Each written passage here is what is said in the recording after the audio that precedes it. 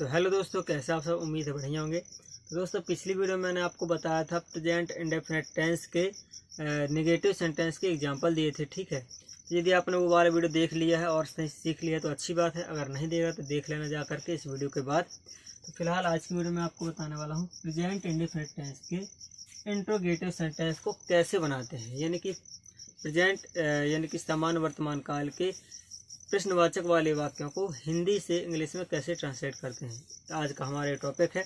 लेकिन यदि आप लोग चैनल पर नए हैं तो जल्दी इस चैनल को सब्सक्राइब करके बेल आइकन को प्रेस कर लो, ताकि आप लोग इंग्लिश सीखने के लिए मेरी वीडियोज आपको टाइम पर मिलती रहेंगी। ठीक है, तो चलिए फिर स्टार्ट करते हैं। देखिए, जो प्रेजेंट इंडेफिनिट टेंस की पहचान होती है वो तो आपको पता ही होगी, यदि आपने वीडियो देख ली है। बनती है तो ता है ती है तिह रहता है, ता है ती है तिह, इस तरह से पहचान रहती है हमारी प्रेजेंट इंडेफिनिट टेंस की। ठीक है, लेकिन हमें बनाना है प्रेजेंट इंडेफिनिट टेंस का इंट्रोगेटिव वाक्य, यानी कि प्रश्नवाचक वाले वाक्य। तो उसके लिए आपको करना क्या है, ताहती रहते हैं तो रहते ही हैं, लेकिन प्रश्नवाचक वाक्य कैसे रहते हैं? जब हम किसी से प्रश्न पूछते हैं, जब कोई सवाल करते हैं कि आप खाना क्यों खाते हैं, है ना, आप इंग्लिश क्यों सीखते हैं, तो जब आप किसी से प्रश्न पूछते हैं तब उनको इंट्रोगेटिव सेंटेंस कहते हैं या प्रश्नवाचक वाक्य कहते हैं। जैसे कि एग्जाम्पल समझते हैं, क्या आप रोज सुबह उठते हैं? रोज सुबह उठते हैं। क्या आप रोज सुबह उठते हैं? तो आपने यहाँ पर क्या किया, प्रश्न किया है। ठीक है, प्रश्न किया है, और इस पर मैंने हालांकि एक डिटेल्ड वीडियो बनाया है, फुल वीडियो बनाया हुआ है, आप जा करके देख सकते हैं। ये वीडियो लंबा ना हो इसलिए मैं डायरेक्ट एग्जाम्पल बताता हूँ आपको इंट्रोगेटिव सेंटेंस के। तो देखिए, जब भी इंट्रोगेटिव सेंटेंस को हमें हिंदी से इंग्लिश में कन्वर्ट करना होता है तो उसके लिए अलग फार्मूला रहता है। आपको पता होगा कि अफर्मेटिव सेंटेंस का जो फार्मूला रहता है अलग रहता है, नेगेटिव का जो फार्मूला रहता है वो अलग रहता है, और इंट्रोगेटिव हम पढ़ रहे हैं, इंट्रोगेटिव का फार्मूला अलग रहेगा। एक और होता है इंट्रोगेटिव प्लस नेगेटिव, उसका फार्मूला अलग रहता है। हर टेंस में 4 तरह के वाक्य बनाए जाते हैं। कितने? हर टेंस में 4 तरह के वाक्य यानी कि 4 तरह के सेंटेंस बनाए जाते हैं, आपको याद रखना है। तो हमने पहला अफर्मेटिव नेगेटिव कवर कर दिया, पहला दूसरा, अभी हम तीसरे में अटके हुए हैं। आज का ये वीडियो कंप्लीट कर देंगे तो ये भी कंप्लीट हो जाएगा, फिर अगली वीडियो में हम इसके एग्जांपल बता देंगे, फिर और उसके बाद इंट्रोगेटिव प्लस नेगेटिव वाला वीडियो आ जाएगा। ठीक है, तो चलिए फिर इसको बनाते हैं। इसका फार्मूला हम लिख देते हैं। सबसे पहले इसका फार्मूला रहेगा हमारा डू या डज। क्या रहता है? साथ ही एक बात और, ये इंट्रोगेटिव सेंटेंस के 2 फार्मूले रहते हैं, मैं आपको बताता हूँ, बिल्कुल ईजी है। यहाँ पर इसको मिटा देता हूँ थोड़ा। ठीक है, पहले रहता है हमारा डू और डज, क्योंकि हम प्रेजेंट इंडेफिनिट टेंस के इंट्रोगेटिव वाले वाक्य पढ़ रहे हैं, तो हमारा डू डज रहेगा। फिर इसके बाद हमारा सब्जेक्ट रहेगा, फिर इसके बाद हमारा वर्ब की फर्स्ट फॉर्म रहेगी, फिर इसके बाद ऑब्जेक्ट रहेगा, और फिर इसके बाद ओ डब्ल्यू रहेगा, यानी कि अदर वर्ड रहेंगे जो भी अन्य शब्द रहते हैं। फिर इसके बाद हमारा क्वेश्चन मार्क हो जाएगा, क्योंकि हमारा प्रश्नवाचक वाले वाक्य है। अब ये हमारा एक सूत्र हो गया, और दूसरा सूत्र रहता है WH वर्ड, WH वर्ड, और फिर ये ऊपर वाला सूत्र सेम टू सेम यही रहता है, यानी कि हम इसको इस तरह से लिख सकते हैं, नंबर 1। समझ में आया? जो ये फार्मूला डू से लेकर के एंड तक, तो यही वाला फार्मूला हमको यहाँ लिख देना है। स्टार्टिंग में ये WH वर्ड लगा देंगे बस। अब WH वर्ड किसे कहते हैं मैं आपको बता देता हूँ। WH वर्ड के अंदर आते हैं, मैं शॉर्ट में बताऊंगा। हालांकि WH वर्ड के अंदर ऐसे वर्ड आते हैं जो कि WH से शुरू होते हैं और प्रश्न पूछने के लिए प्रयोग किए जाते हैं। जैसे कि यहाँ पर व्हाट, वाई, वेयर, होम। ठीक है, तो ये WH से शुरू हो रहे हैं ना, और ये इन वाक्यों को इन शब्दों को प्रश्न पूछने के लिए या फिर सवाल करने के लिए यूज में किया जाता है या प्रयोग में किया जाता है। तो इसलिए इन वर्डों को WH वर्ड कहते हैं। ये मैंने शॉर्ट में बता दिया। इसके ऊपर अलग से फुल वीडियो हमने बनाया हुआ है, जा करके देख सकते हैं। डिस्क्रिप्शन में आपको लिंक मिल जाएगी, ये प्लेलिस्ट भी जा करके आप चेकआउट कर सकते हैं। ठीक है, तो ये हो गया हमारा WH वर्ड प्लस यही वाला सूत्र रहेगा हमारा डू या does plus subject plus verb की first form plus object plus question mark. ठीक है, ये हमारे 2 सूत्र रहते हैं। तो अभी मैं आपको बताऊंगा आगे। 2 एग्जाम्पल लिख देता हूँ। जैसे कि एग्जाम्पल फर्स्ट है इस वाले सूत्र का, क्या आप खाना खाते हैं, क्या आप खाना खाते हैं।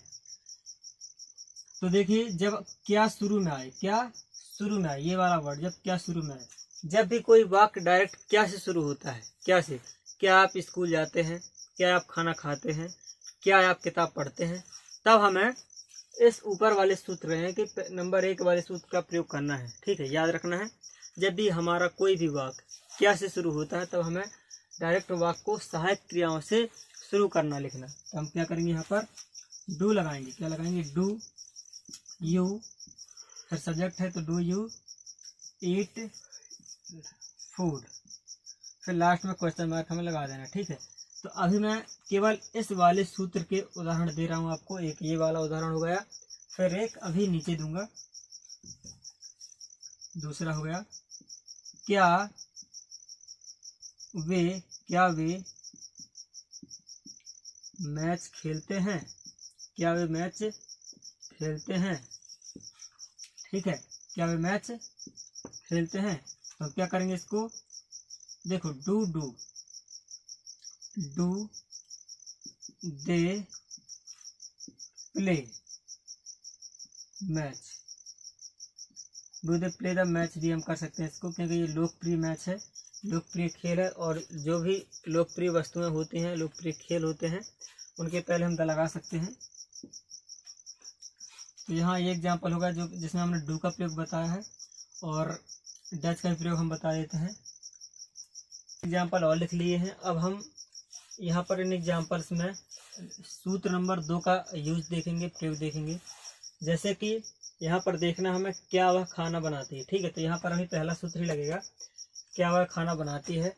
तो लड़की है और वह के लिए हम डू या डज में से डज का प्रयोग करते हैं ना, तो हम यहाँ पर डज का प्रयोग करेंगे।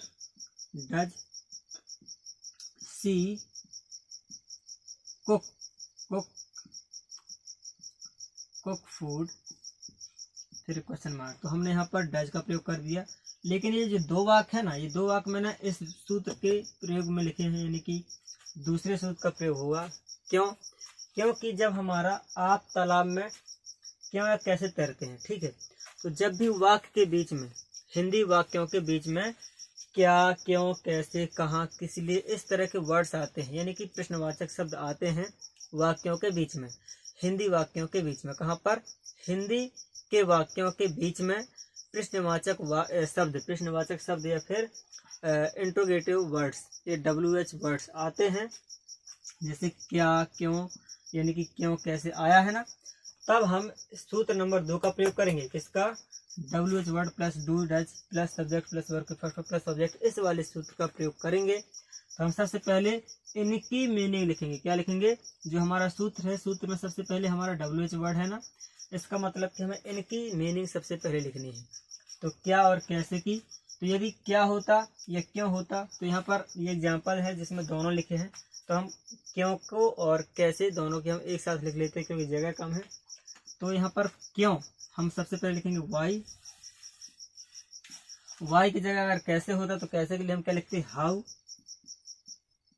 ठीक है ना, तो वाई हाउ हमें सबसे पहले लिखना है, सूत्र नंबर 2 का यूज करना है, WH वर्ड का प्रयोग हमें सबसे पहले करना। ठीक है, समझ में आ रहा है ना। कोई भी दिक्कत है, समझ में नहीं आता, कमेंट में जरूर बताइए, हम अलग से आपके लिए एक वीडियो बना देंगे। तो वाई हाउ, फिर उसके बाद हमारा डू या डज में से कोई एक आना है, वो सब्जेक्ट के अनुसार यूज होते हैं। डू डज का प्रयोग किसके अनुसार होता है, सब्जेक्ट के अनुसार, यानी कि वाक्य के कर्ता के अनुसार। ठीक है, तो यहाँ पर हमारा तालाब में आप है हमारा, तो आपके लिए डू लगता है, तो हम डू लगा देंगे। फिर यू, फिर तालाब तैरना होता है, swim, SWIM, swim. In the pond का मतलब होता है तालाब। फिर लास्ट में हम क्वेश्चन मार्क लगा देंगे। तो मुझे उम्मीद है कि आपको समझ में आ गया होगा कि जो ये दूसरा सूत्र मैंने आपको बताया है, ये वाला WH वर्ड वाला, इसका प्रयोग कहाँ पर करना है और कैसे करना है। ठीक है ना, तो ये दोनों सूत्र इंट्रोगेटिव सेंटेंस के लिए होते हैं, लेकिन जब WH वर्ड वाला सूत्र कब यूज होता है, जब वाक्य के बीच में ये WH वर्ड आते हैं, यानी कि क्या, क्यों, कैसे, कहाँ, किस लिए, है ना, इस तरह के वर्ड्स आते हैं। तो इनके लिए फिर ये वाला सूत्र प्रयोग किया जाता है। नीचे वाले सूत्र एग्जाम्पल को देखना है हमें। आप सुबह सुबह क्या करते हैं? तो जो ये वाला क्या है, ये क्या और ये वाला क्या अलग है, ठीक है। ये वाला जो क्या होता है ये हमेशा वाक्य के शुरू में आता है और ये वाक्य को शुरुआत करता है कि क्या, क्यों, कैसे, आप मतलब क्या आप खाना खाते हैं, क्या आप पतंग उड़ाते हैं, क्या आप बाजार जाते हैं, तो यानी क्या से ही शुरू हो रहा है वाक्य, तब हमें ये वाला सूत्र लगाना है। लेकिन अगर क्या शब्द बीच में आ जाए, कहाँ पर आ जाए, क्या शब्द बीच में आ जाए, कहाँ पर, बीच में, किसके बीच में, वाक्य के बीच में, हिंदी के वाक्य के बीच में अगर क्या शब्द आ जाए, ये क्या शब्द आ जाए, तब फिर हमें इसी सूत्र का प्रयोग करना है और इस क्या की मीनिंग लिखनी है। अभी इस वाले क्या, यानी आपको पता भी होगा कि व्हाट मीन्स क्या होता है, क्या होता है, व्हाट मीन्स क्या होता है, व्हाट मीन्स क्या होता है, व्हाट मीन्स क्या होता है।